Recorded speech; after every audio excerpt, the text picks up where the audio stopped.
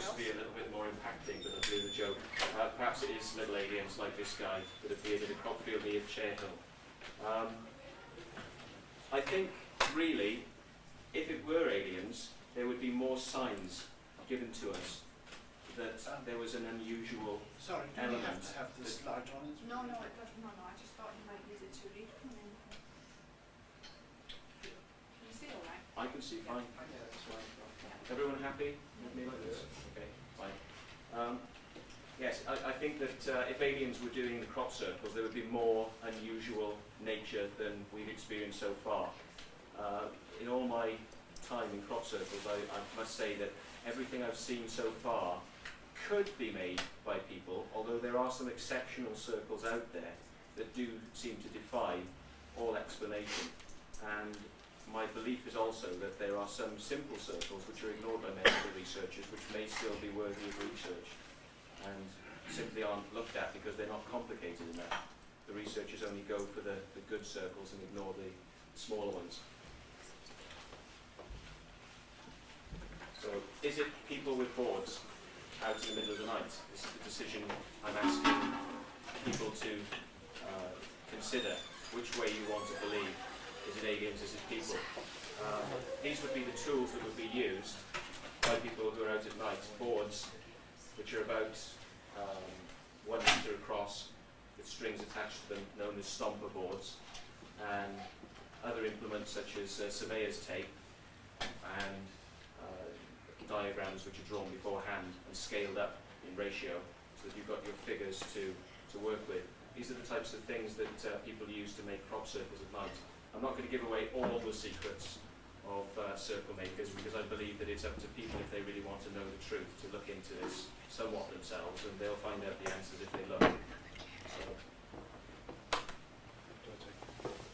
one of the problems with crop circles is the fundamentalism, the faith in crop circles without what I consider evidence. One of the problem people in my life, one of the people I've been trying to convince of the human nature of crop circles has been a gentleman called Michael Glickman, and this is one of his statements which I've taken from his website. And it says, the fundamental lesson for us earthlings is just to abandon consensus wisdom, which is in fact consensus lunacy, and to accept the intuitions and discernments of our own hearts.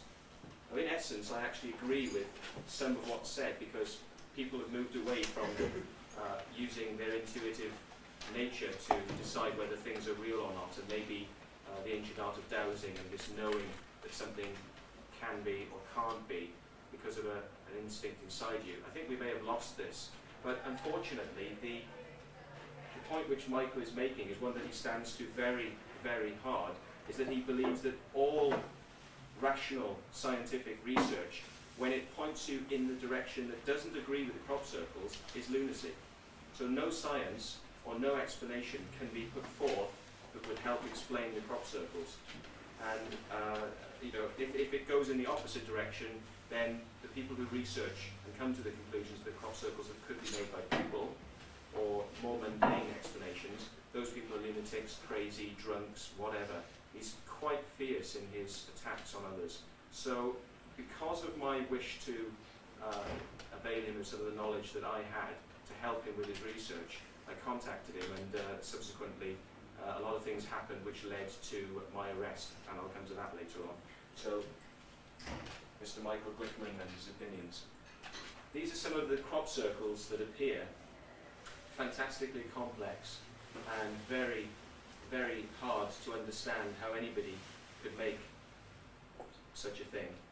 I don't profess the origin of circles of this nature, but I will say that I do understand the mechanics behind how something could be designed like that, but it's really up to people to decide for themselves if they believe something could be created like this at night.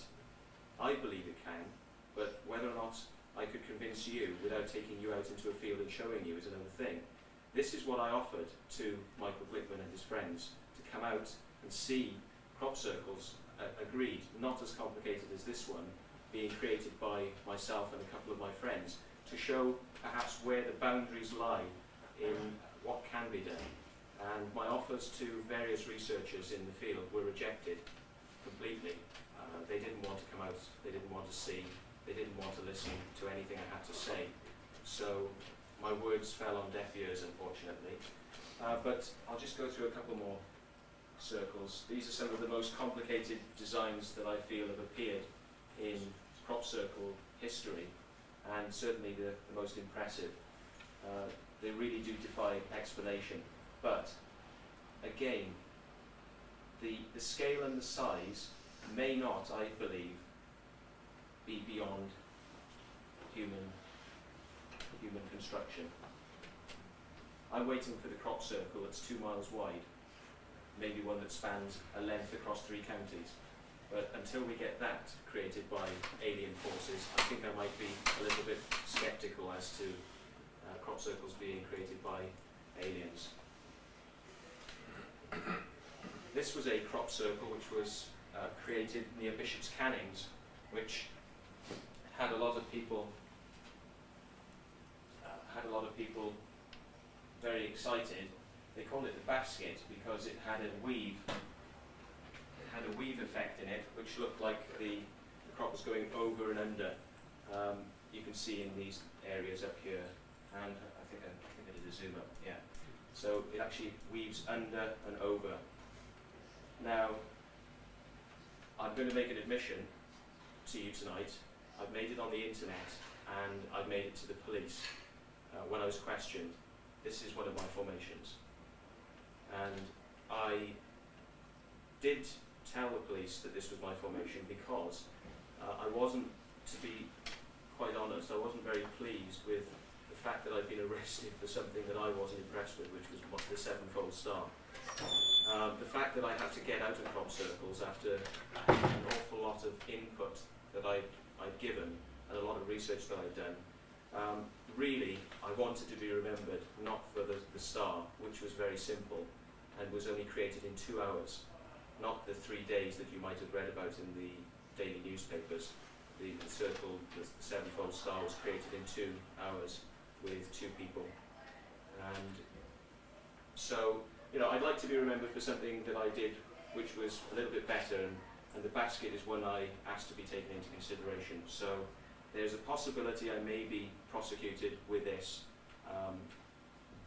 I don't know at this point whether or not the police will re-prosecute after I've already been prosecuted once for one circle. My solicitor says that he doesn't think the police will. But the police actually have evidence relating to this circle which could allow them to prosecute if they wish to. So that was one of mine.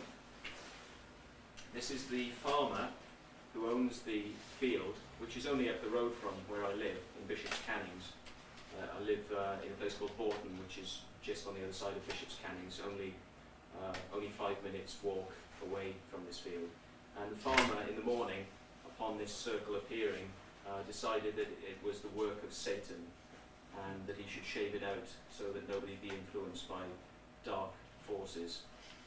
So he stopped researchers going into the field, and this photo was taken here with him turning people away, and he brought a combine harvester in on the same morning that it appeared and shaved it out. So the only photographs that were taken before 9 AM, I believe, as you just saw, and from the air. So nobody got into it on the ground to be able to see it in person. But simply from the photographs from the air, some people relate it to be a very important circle. I must say that although this was regarded as a very important circle, I didn't really consider it myself a complicated circle to make. And there was an element of a design idea which had appeared in previous circles in Wiltshire, which had been extended into the basket in the form of the weave. And this is quite common that circle makers will follow a particular pattern or a style into three-dimensional works or stars or fractals. If somebody does a particular theme at the beginning of the year, you can sometimes find that other circle makers may follow the same theme. So that the basket weave was an extension in that year of other styles which had appeared. It was a natural progression going on. Anyway, the farmer, I think I've got, oops, photos of the farmer, combine harvester, taking out formation. To lighten things up, I'll go through quickly some of the formations that have appeared in the 2000 season. I'll give a few comments as to what I think about them, and I'm not going to show all of the formations because there were quite a lot. There are 124 formations that were noted on the crop circle connector. Not everything gets noted by the researchers from one camp or another, but as to my knowledge, crop circle connector said there were 124 when I last checked. So let's have a look at April. Starting simple, a basic circle that appeared just underneath Chair Hill. There's a monument and a white horse. Not very big in scale, probably take 2 people 10 minutes to create a formation of that scale, I would say. Certainly nothing that impressive to start the year off with.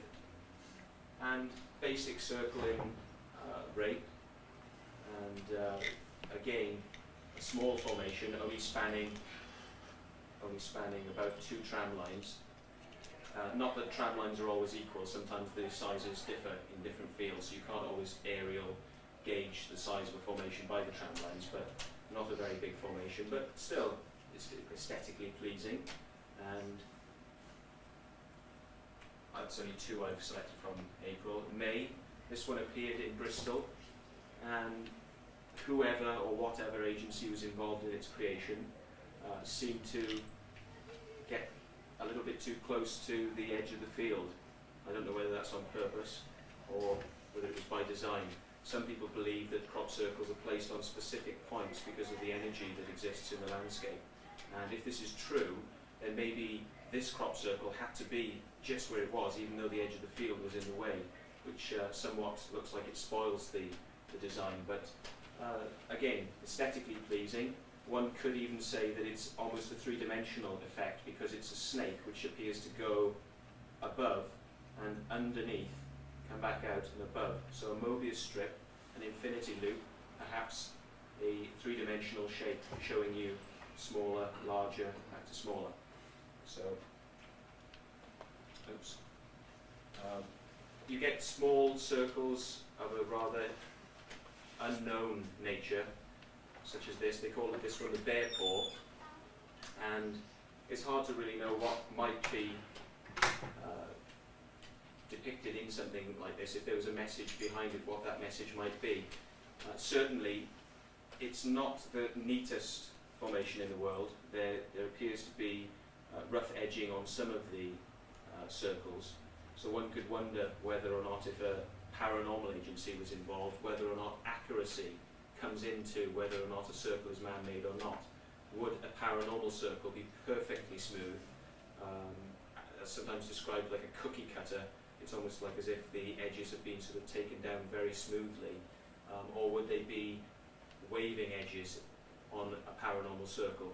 Again, to me, I think most researchers aren't interested in what type of circles might indicate which are man-made or which are alien. They simply take them on their aesthetic value and whether or not people have had paranormal experiences in them, and generally tend to dismiss most ideas of being man-made anyway. So you get the good, impressive, and you get the pleasing, small, but maybe not quite so complicated in design. Starting at the beginning of the season, you started to get formations like this, which were showing a bit more geometry and a little bit more uniformity in them. This one is interesting, I think, because it's a 5-sided star encoded into a 6-pointed 1, 2, 3, 4, 5, 6. 5, 6. There we are. So it's 1, 2, 3, 4, 5, 6. Inside a 6-fold geometry circle. Interesting as well because of the emphasis of the number 6 being a mystical duality thing. If you've got the Star of David, which is a triangle shaped down on a triangle which is shaped up, this is seen to be the balance of fire, which is the ascending, sort of triangle when it points upwards over water, which is the descending triangle, and fire against water is an equalization. So when you get a formation which has a 6 geometry in it, people often say that that has some sort of uniformity, it's a magical figure. And it was interesting to see a pentagram, which can be depicted in an inverted way to represent evil, or in the upper sense to depict sort of positivity, encoded inside a 6, which again would encode the positivity and the negativity. So in a mystical sense, encoding 2 principles inside one formation. I thought that was quite interesting. So, June. A square formation, sort of encoding various sort of properties based on the radius of the circle being used inside, and sort of pulled back beyond the edges. The interesting thing about this circle, I was going to point out a bit later on as well, is there is a mistake down here, or is it a mistake, where something doesn't appear to have managed to finish the job. Whether or not this is a paranormal effect, that the energy that lays the circle down suddenly has to stop there for some reason, or whether or not whoever happens to be flattening down this area hits a tram line and thinks the tram line is in effect the edge, which you see there, and makes a mistake and doesn't fill it in, is something that could be asked. But I know a lot of people who see great significance in mistakes. So I'm going to come to a section on mistakes a little bit later to show you some that I picked up from the 2000 season. Another interesting circle, starting to get a bit more exciting now, dynamic sort of effect of circles getting larger, spinning, creating like a cyclic energy. People get interested by circles that have a flow in them, a flow in a direction, because they believe that this charges the energy and creates magic in the circles. So that was in Hampshire. This one that appeared in Avebury, triangular sort of stepped pyramid, possible radiation sign in the middle, and little triangles around the edge, perhaps representing again duality in positive negative sense of the triangles being black, white, black, white, black, white, and so on. This duality theory that comes along, often referred to as the Harlequin effect, black on white, that appears in the circles, followed through in themes from the Earth. This one that appeared near the East Field, which is so famous for its circles over the years, the Led Zeppelin famous album cover came from the East Field, and many circles over the years, including the famous DNA, very famous area. This was just across the way in a field that hasn't received many circles over the years, but in Bali, this formation reminds me possibly of a round table with people standing around it, or even a Stonehenge scenario where you've got towering stones looming in on the centre, and possible energies coming out from the middle. I know that this was dubbed the temple formation, and I think it's interesting that a design can provoke a particular thought, even though the design is quite vague in some senses. How people will latch onto a particular name for a formation, and suddenly that name will take on a whole new life. The formation will then be thought of in a particular way because of the name that's been given to it. And there's a lot of controversy about the names that are given to formations and who gets to name the formation. It does seem to be quite a lot of the time the first person who manages to post something on the notice board in the Barge Inn in Honey Street, where a lot of the crop circles are reported, the first person to get something up on the board with a name seems to be the person who wins the war of naming the circle. And somebody very early on dubbed this the temple, and I was agreeing that it does seem like a temple to me. So, early July, This is in Hampshire. Again, a formation which has the Harlequin mirror effect, black, white, black, white. Very complicated formation in my opinion, which is based on offset circles, which are actually, it's an optical illusion, because if you look at it, it's not. They're actually perfectly same radius from there to there on the points, but the circles appear to give an optical illusion that you're looking at something that's bigger on one side and bigger on the other. It sort of like bends out from you. So 2000 for me was a year of many optical illusion circles that appeared, and this and perhaps some of the others you're about to see now will maybe convince you that 2000 was the year of the optical illusion, really. This formation, which appeared next to the East Field, a very unusual design, and this year, again, interesting that there was something had been etched into the corn which wasn't finished, perhaps. Something trying to make a design couldn't finish, whatever agency did it. The heart formation, very interesting formation which appeared sort of in one night and was in the morning visited by a group of people who were having a wedding ceremony.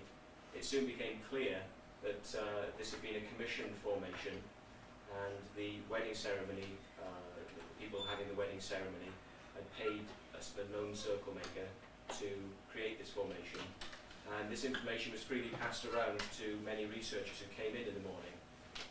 Unfortunately though, one of the groups that sort of works in the Wiltshire area, run by Francine Blake, went around telling everyone that this was definitely a genuine circle, even though the farmer said that he'd been paid. Circle makers were present when the researchers were present. This was dubbed as being a genuine formation, even though it had been quite clearly and legally claimed as being man-made. And why would people turn up to a heart formation in the morning, dressed with their gear and ready to go, and people with trumpets and all sorts of paraphernalia ready to go in this formation if it wasn't indeed planned? I had a meeting with Francine Blake in this formation when there was a ceremony taking place where people joined hands in a circle in the middle, danced around, and even though Francine really hates me, which is unfortunate, I think, because I'm only trying to help people understand what the subject is about, but nonetheless Francine really detests me. It was a strange coincidence that I was waiting to find a place in the line to join, and a place hadn't opened, and the very last place that opened was right next to Francine. So I ended up holding hands and dancing around this formation with Francine Blake, and I said to her at the time, you do realise that this formation is man-made, and you're telling people that it's genuine. And her only reaction to me was, you're pure evil, and you're just full of ego. And I said, well, if I was full of ego, I would be claiming every single formation that exists. I said, I'm not doing that. But nonetheless, there is a sort of prevailing attitude amongst crop circle researchers that circle makers are evil, and to be treated with great caution, because they may even, and I use words that have been used by researchers, infect others with their disease. So I hope I don't infect anybody with diseases tonight. This is a very complicated formation which appeared in the same field as the heart formation. By the way, sorry, this is in the wrong order. This formation appeared first, and the heart formation appeared after this formation. Very complicated design with 1,600 component squares, and again, one wonders if something like this could be done by people in the space allotted during the night time. I think it's not impossible, but again, it does ask a lot of questions. I mean, very impressive stuff. Very impressive. I count this as an Aboriginal design. I think this is sort of Aboriginal art in my estimation. It mirrors somewhat the formation called the Queen, which appeared in Lockeridge in 1998, I believe. I quite like this formation because of its bluntness. It's very straightforward and direct, and it seems to carry an energy which I like. So this one appeared in Kent. I mean, by the way, for anybody who doesn't already know, crop circles do appear the length and breadth of the country, mostly hanging around in Wiltshire and Hampshire. You do get some further south towards the Southampton coast. You get some across as far as Kent, Bristol. No real reports that I'm aware of in Wales. Some up Yorkshire way, and not really very many in Scotland that I remember. But it is a nationwide phenomenon, and indeed a worldwide phenomenon. Whoever's making the circles does seem to me to be lagging behind somewhat in their quality of the circles in other countries. And I put it to you that if we were dealing with an extraterrestrial technology or a paranormal effect, why would there be a difference between the standards in one place and the standards in another? Why would there be a difference?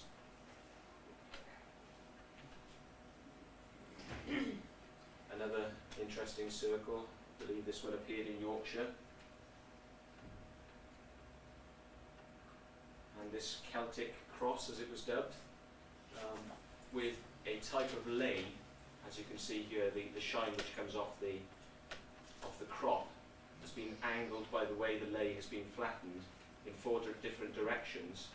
The type of lay used here has been dubbed a swastika lay, and I believe was pioneered by Doug Bauer, the famous circle maker who was one of the team that came out and said they made all the crop circles in the Today newspaper.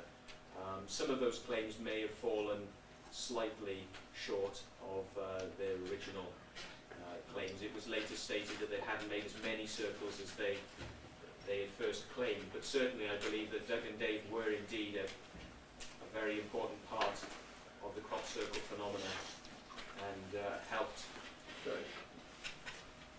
greatly to promote the idea of paranormal events being connected with the crop circles. This one appeared near Silbury Hill, and what you've got is 6 pentagrams, a pentagram shape overall, and one small part of one of the pentagrams actually left off. These types of formations always beg the question, is there something wrong? Is there something that isn't right? Is there something out of balance that we're meant to be looking at? And it is interesting that this appeared near Silbury Hill just over in this direction, in this direction. And Silbury Hill in 2000 had a cave-in at the top. Silbury Hill is the largest monument, man-made mound, in Europe, and it was possibly 10,000 years old. This cave-in happened on the top of Silbury Hill, and it was because an excavation had been done in Victorian times. Subsidence had taken place, water erosion, and the roof collapsed in. Now, I know a lot of the researchers, the crop circle researchers, believed that there was a mystical significance behind this hole reappearing in the top of Silbury Hill, and they claimed that energies had been released and that strange things were going to happen. I remember speaking to one researcher who came into a crop circle in the daytime and told me that 1,400 circles were going to appear the following night in the Avebury area, and I said I thought it was unlikely, but I hoped he was right, that 1,400 circles might appear in the Avebury area. It came to pass that 1,400 circles hadn't appeared, but he believed that there was going to be a new Messiah coming because of the energies which had been released from Silbury Hill. And he was set to speak at one of the major conferences. I I don't think he actually did in the end, but he was set to speak at one of the major crop circle conferences in 2000. And I mean, premonitions, ideas of mystical things which are expounded by researchers sound great at the time, often don't come to pass. And when you look a little bit below the surface, you find out that a lot of the claims that are made don't really stand up as well. So there's a lot of very fanatical and perhaps misguided people involved in crop circle research. Not all, by the way, I would say. There are some good researchers in crop circles too, but it's finding the good from the bad. And this is the trouble I've had, is I think I rolled the dice and met the wrong people in 2000, because I got stuck really with a big problem when I started communicating with Francine Blake and Michael Glickman, and subsequently, caused the trouble I'm going to talk about in a bit. But this one, I think it's in White Horse, referred to, I believe, as a dragon formation. Somebody believed that it was either a dragonfly larvae, and this shape here has something to do with a dragon energy in a mystical sense. So, I forget where this one was. Does anybody remember where this one was? Okay. Magnetic field formation we've already seen. Been dubbed the magnetic field. It could be a magnetic field. It could be the magnetic field of the Earth. It could be a magnet with iron filings around it. People have seen shapes like this appearing when magnets are placed near iron filings. The iron filings point out in a different shape. But I mean, what's important really, I think, is the essence that what we're seeing is a complicated three-dimensional optical illusion, something which changes shape in a way that gives you an idea of form and space. And that's what's so interesting about that circle. It's indicating energy as well, which is what crop circle enthusiasts and researchers are looking for. They're looking for energy, and they're wondering about the significance of certain places for their energetic properties, dowsability.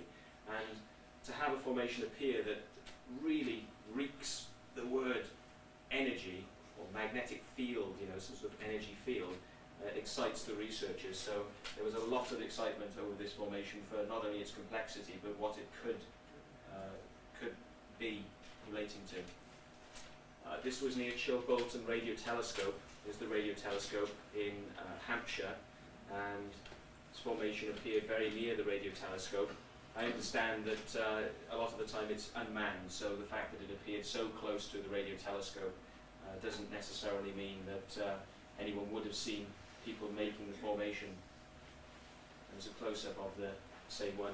Now, I mean, one could draw the conclusion, as I do, that we see a style appearing in certain areas which is then replicated. You get in Hampshire, you get a lot of these circles with circles in harlequin form, black, white, black, white. So, something or somebody in Hampshire is into this type of design, whereas in Wiltshire, somebody might be into a different type of design. But there's a communication which goes on between circle maker agencies which follows or replies to another formation. It's almost like one formation in an artistic interpretation sense says something, and another formation might reply. And it does it in a visual sense.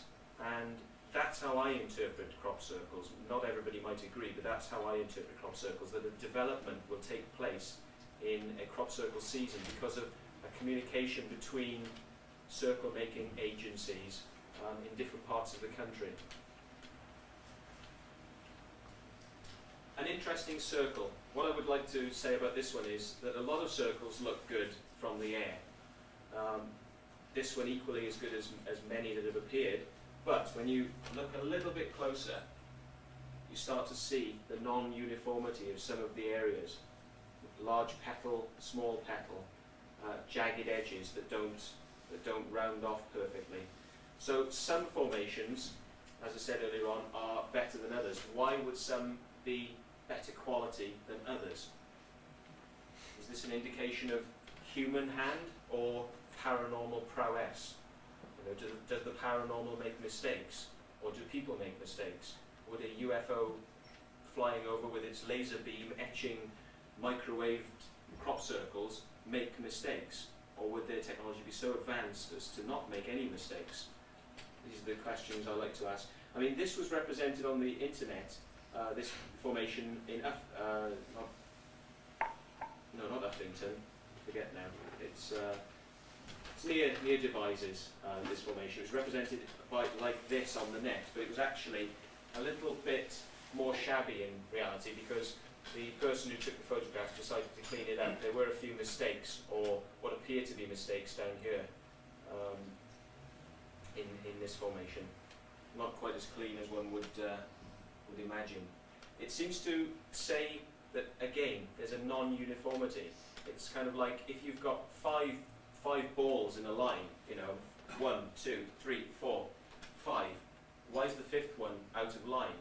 You know, you can ask the question, is there a message in the fact that something isn't correct? Well, I think there is a message in these mistakes that happen, and I think it's a message to the researchers in some ways. I think that somebody is leaving a message behind with some of the mistakes they make, and the message is that it may not be the aliens you thought it was. This is not a perfect subject. There is something that is not correct in these formations. So I think somebody's trying to get that message across. This formation, which appeared at Chair Hill, it's not very clear, but quite a complicated cross pattern with bits filled in and bits not filled in. It's actually based on, I think it's 11-fold geometry, but you can see there's straight lines that point straight through parts of this formation, triangles turned around at many points. Again, we've seen this formation. So, why get involved? Why did I get involved in the subject? This is really where I opened myself up to the scorn, because I haven't talked to many people publicly about this. I've kept my feelings on the crop circles quite private up till now, and I've only really spoken to a few people who are close to me about this. I got involved in the whole paranormal subject after having a UFO sighting in South Wales in 1991. It changed my life. I got involved in UFO research to find out whether there was any truth behind the origin of UFOs, whatever they may be, being extraterrestrial. I haven't come to any firm conclusion as to what my original sighting was, but it spurred me on to do more research, which has eventually led me to see a number of UFOs, of ghosts. I've had proof to my satisfaction of life after death through being present in seances, which have been just fantastic information given across. I'm a believer in a lot of things, but I don't necessarily believe in crop circles, even though I stick my neck on the line and say about some of the experiences I've had in UFOs, in the UFO sense and other things. It's just not something that I can say has a deep paranormal nature at the creation stage, where circles are put down in the land. I believe that most of the circles, but not all, are created by people, and that some of these people may, through synchronistic mechanisms, whereby people might be picking up messages from spirit guides, various other intelligences, to do certain designs.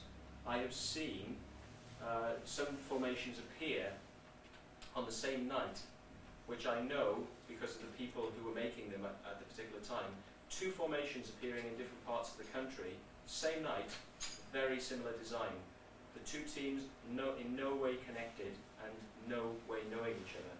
Strange things like that happening when people make circles. So I think that somehow circle makers might be tapping into something. They might be picking up on some message that's out there in the ether, which is giving an idea for a design.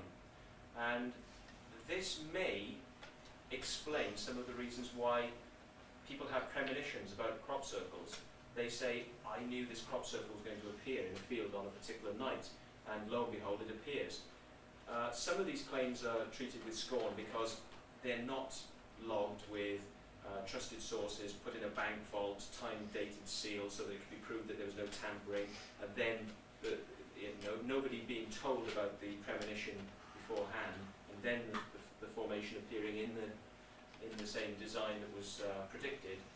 Scientific rigour like that isn't used. There aren't any controls. But nonetheless, I do believe that some people have had premonitions about circles in the same way as circle makers are picking up on something and putting it into the designs, which then seem to have a pattern, which is not only the communication between teams in an artistic sense, it is a communication between an intelligence that is beyond us, an intelligence which is above us. I've had paranormal experiences happen to me when I've been making the circles. I've had balls of light flying through the crop down the tram lines. I was chased out of one field where I was, I'm going a bit far here by saying this, but when I was going to make a circle that I haven't already admitted to. I saw a set of lights which came into the edges of the field. I thought we were being sort of surrounded by farmers with torches, and as these sort of lights came across the field, I was sort of horrified that we were going to get caught, and we just ran across the crop in a straight line, creating a line across the field. We hadn't started the formation properly, so it couldn't really be considered that we had done anything in that field per se. We just laid out an initial etch. But chased out of the field by these balls of light, which after they started coming across the crop, we were then realising weren't farmers with torches, because the lights weren't shining around. They were very uniform and solid, and they just slid across the top of the crop very smoothly. There was no jumping or bobbing or running or sounds or the crop being disturbed in the distance. And this frightened me greatly at the time, and that experience taught me something about the respect that I needed to take when making circles. I've come so far in my understanding of what might be going on with making circles that I was trying to will certain things to happen when I was going out with friends. I was trying to will certain events to take place. I was asking for guidance from up there. I was asking for guidance. I mean, I should rewind a little bit here actually and tell you, when we go out and make formations, the first thing we do, we go into the field, we stop, we select our area that we're going to make the formation, and we all say an oration. And the oration goes something along these lines. We ask for guidance from the universal intelligence to help us create a design here which will inspire people, give people joy, create the paranormal that people are wishing to experience, and we ask that you give us protection whilst we carry out this work, and give us your guidance and blessing. And basically we say Amen for use of a particular sort of final statement in the making. But the reason we do this is because of the paranormal experiences we've had. We've learned to trust that there are things going on which are beyond us when we make the circles. I've experienced too many events really to go into here tonight, but I've experienced phenomena where we were able to get very close to researchers who were present at a location observing a field, and we were able to get incredibly close, probably within about 250 feet from researchers, and make a formation which obviously has noise attached to it as you're stomping the crop down. And the interesting thing to us was we started off quietly, and we eventually realised that nobody was going to come from the area that people were observing the location. We carried on, and we were just mystified that nobody had come to that part of the field to find out what was going on. I had a great feeling inside that the protection that I was asking for in the oration that we made was there, and that somehow, no matter what, who was there or who was watching, that night we could get away with absolutely anything in that field. And it's just a strange sensation that came over me and the other people involved, that although it seemed like utter lunacy to just go into a field where we knew people were seriously sitting down with equipment and watching, and go as close as we possibly could to them, and without really making much effort to hide our presence, make a formation, just to see what would happen. And the feeling was that we could do it.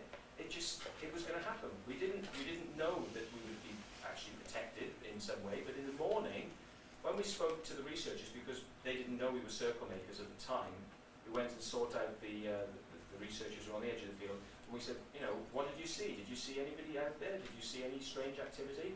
What they said was that a cloud came down over the area of the field, just where we were, and only in that area of the field, and they couldn't see into it, and they couldn't hear anything. Yet we made the formation with no cloud, with no problem with us seeing them all the way around us. And yet in the morning they say this cloud came down, and in the morning it rose up and there was the formation. Now, as I say, very strange events, which if I'm to be believed, if you want to believe me, this is why I have gained this trust in feelings. And this is why I say I don't think Michael Glickman is entirely wrong when he says you must trust your intuition. There is something about the crop circles that draws you in, gives you something paranormal that's very hard to show to other people. And of course, the nature of the paranormal experiences that everyone else will get from a circle will determine that they cannot believe that humans were involved. But this might be false logic. There's no reason to say, in my mind, that because a UFO is seen above a crop circle, that the UFO made the crop circle. I mean, if somebody in the morning, when a crop circle has been discovered, sees a UFO travelling overhead, what is there to say that makes the circle more genuine because of that experience? I mean, is there a connection between the UFO and the crop circle? Well, it would be an assumption to say there is.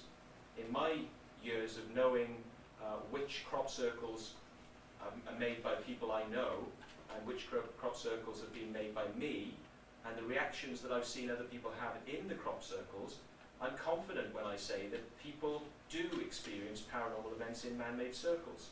And I've experienced them too. By making these circles, I've had very strange things happen to me. So that's why I got involved. Not initially. I got involved to test whether or not these things could be done. But as the strange experiences started happening, and it must be said that some of the circle makers I'd met up to my first making circles had told me that they were having weird experiences. They were saying about the very strange things that had happened to them. But there was a certain frustration from some circle makers that they're telling the researchers what a wonderful thing it was to make circles, and how you could have more experiences making the circles than you did from sitting on the hills nearby and watching the fields, that you would get more from it, so that there was an area that maybe researchers should be looking into. This was completely ignored by the researchers as people trying to get credit for something they hadn't done, trying to get famous, trying to get a little bit of attention, whatever. But all dismissed. That circle makers weren't telling the truth. There were no paranormal events that took place when people made circles. And to a certain extent, there is some truth in the statement that researchers make. There are no paranormal events connected with man-made circles. Because if a circle is claimed by a team, if a team actually says, we made this in the morning, and holds their hands in the air, maybe brings in some sort of television crew to film it or whatever, and they say, yeah, we did this, people snub their nose. They stick their nose in the air and they say, no, this is a pathetic circle, this is terrible. This circle doesn't contain any of the magical properties we'd expect to find in these types of circles. These are the real deal, the ones that nobody has claimed. But the ones that are claimed will always be the ones that everyone says were bad quality, no sort of definition in the construction, no effects in them. And I knew this to not be true. I knew that if you didn't tell people that you'd made a formation, they would make claims that it was an interesting circle, that it had paranormal effects. So really what I was trying to judge is who were the good researchers and who were the bad researchers. My sort of focus had shifted from, are these claims of the circle makers true? Can they make the circles? Yes, they can. Do they have weird experiences when they make the circles? Yes, they do. You know, can the man-made circles exhibit paranormal effects? Yes, they do, but mostly when not claimed, when there is an air of mystery around the circle. And this gave me the question that I still haven't answered to my satisfaction, but I think researchers should be looking into as well, is there something about not knowing whether something is made by people or whether it's made by an alien or paranormal force? Is there something about not knowing that brings in the paranormal? Is there something about the unknown that will give somebody the opportunity to have a paranormal experience? I've spoken to people in circles where they've not known that the circle's been man-made, and they've been having elationary events happen to them. They've been saying, wow, the energy's feeling great, you know, I came in here and my cell phone won't work, and it works if you go outside the formation, my battery's died, you know, I photographed this yesterday and look what's come out on the film, you've got this very strange ball of light, you know, it's been seen shooting through. All these sorts of things that happen when a circle hasn't been claimed. So there's lots of people will be in there, you know, going crazy about the circle, and yet, if a circle is claimed, you go in and it's often a very somber atmosphere, people are very suspiciously pushing the crop around and sort of, no, this isn't really what we expect to see, this isn't, no. You see, they go into it with a bias to start with. They're looking for something really to decry that the circle could have been made by people. And I think that this is false, the bottom line. I think that realistically, there are a lot of researchers out there who couldn't be that ill-advised or stupid, really, to not know that the same circles, the man-made and the unknown, they're exactly the same. There is no difference in the construction, in the energy. It's all down to the knowing. It's all down to the knowing whether or not it's man-made that creates the magic. And how could I tell researchers who really don't believe that there's any energy in man-made circles that there is? How could I do that? How could I prove my point? Well, the only way to really prove your point is to sort of test people, to test whether they really do know whether or not there's a difference between man-made and sort of possible extraterrestrial unknown. And that's what I decided to do. I decided to test a few researchers to give them the opportunity to come out and see how these things were made, so that they would know the man-made effect, they would see it with their own eyes, and then at a later time test these people, say, do you know this is man-made? You know, this is a man-made one and you thought it was real. I mean, those tests seem valid to me in a scientific sense to help people understand what the truth is. But unfortunately, the researchers, they seem to have got themselves locked into this loop where they feel that anybody who tries to prove the circles are anything but alien, are some form of conspiracy from the government, or you know, they're just sad characters trying to get a bit of attention. That there's no benefit in speaking to circle makers. I think that's a bit sad. But this guy here, Michael Glickman, I approached him in the summer of 2000, and I said to him, I met him at his house, because as if by chance, he moved in within 100 yards of where I live, just down the road, which was quite interesting. And I could see his house from the back of my house. Knowing he lived there, I thought, well, you know, let's go and give this guy a knock and see what he's like. You know, see if he's open-minded enough to be able to take on board that circles could be man-made, you know, and what his opinions are on it. And I'd seen lectures of his, and he seemed quite fanciful, but I thought let's try it out and see what he thinks.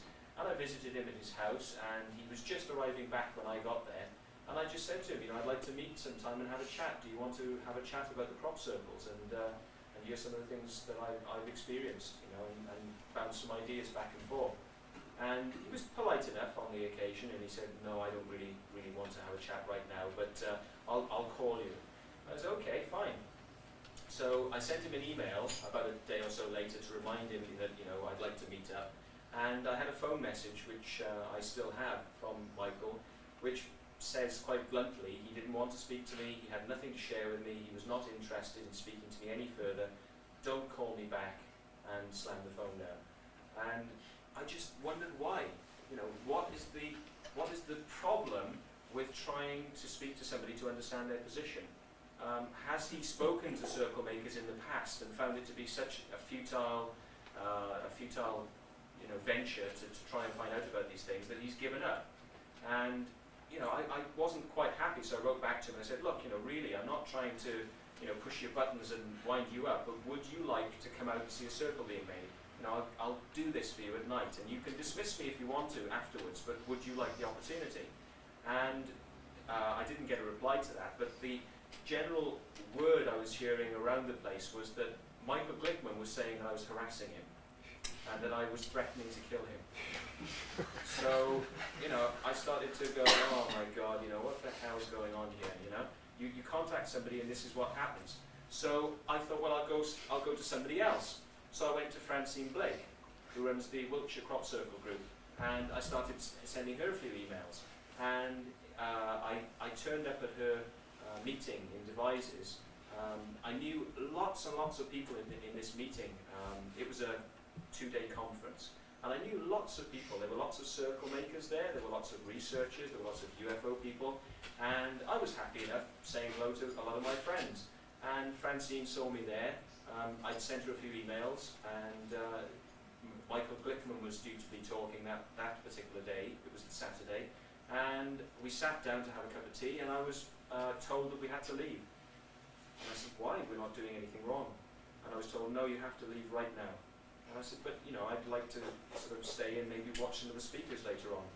No, you have to go right now, we've called the police. And I'm like, I'm not doing anything to anybody here that's harmful. I'm only speaking to the people I know who are my friends, but yet I would have to leave. And as we sat there, the police came and asked us to leave.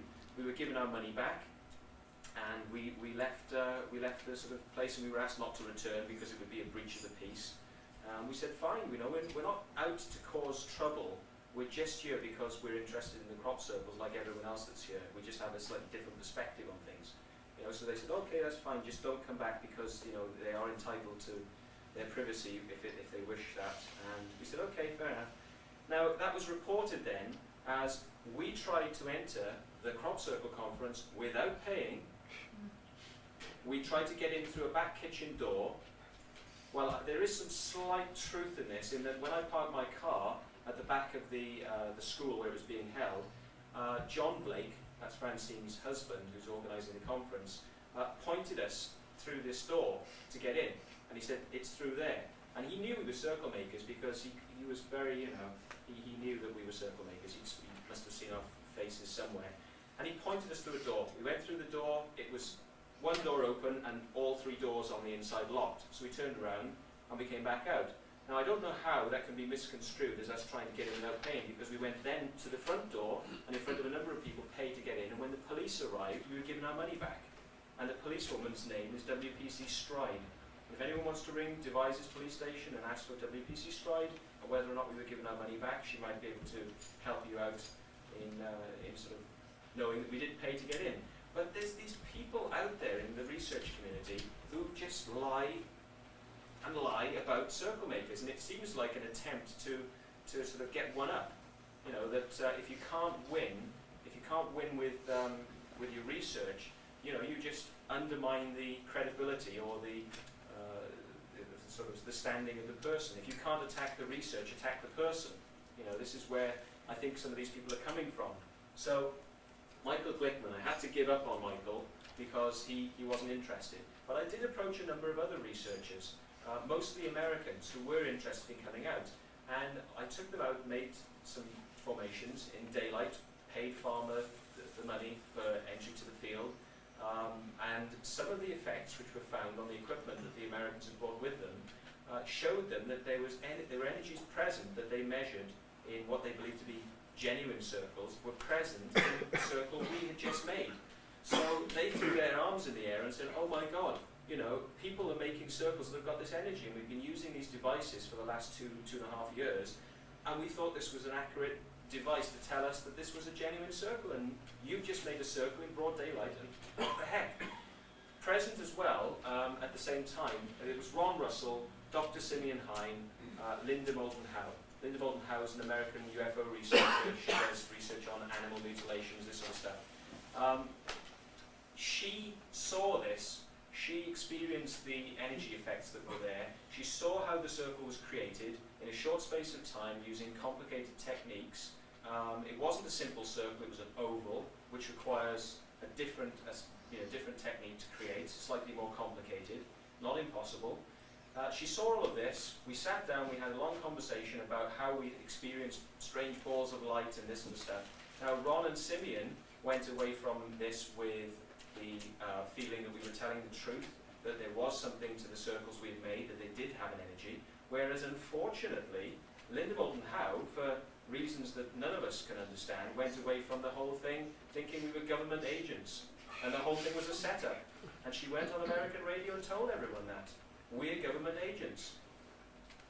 You know, so it's amazing how, you know, you can show 3 people the same thing, 2 will go that way and 1 will go that way, you know, in completely different directions. So researchers are entitled to their opinions, but their opinions are very varied, and what they believe isn't always necessarily backed up by fact. It might just be opinion, you know, it might just be that. So Michael Glickman, over the summer, my feelings on what was going on in the background with some of the rumours that were being started by Michael about me threatening to kill him and all this sort of stuff, which were getting back to me. I was telling people, you know, look, I'm not interested in killing Michael Glickman. You know, I mean, I've got better things to do with my time. You know, I don't want to spend my life in prison. You know, and he's entitled to his opinion, but you know, whatever. So I thought, well, I'd tell Michael Glickman. 5 minutes? Okay. I thought I'd tell Michael Glickman the way it was. Anyway, sorry. He appears on an American radio show hosted by Whitley Strieber, who is here. He's a contactee, somebody who's been abducted and contacted by aliens, taken away in spacecraft, brought back. I don't discredit his experiences. I think there may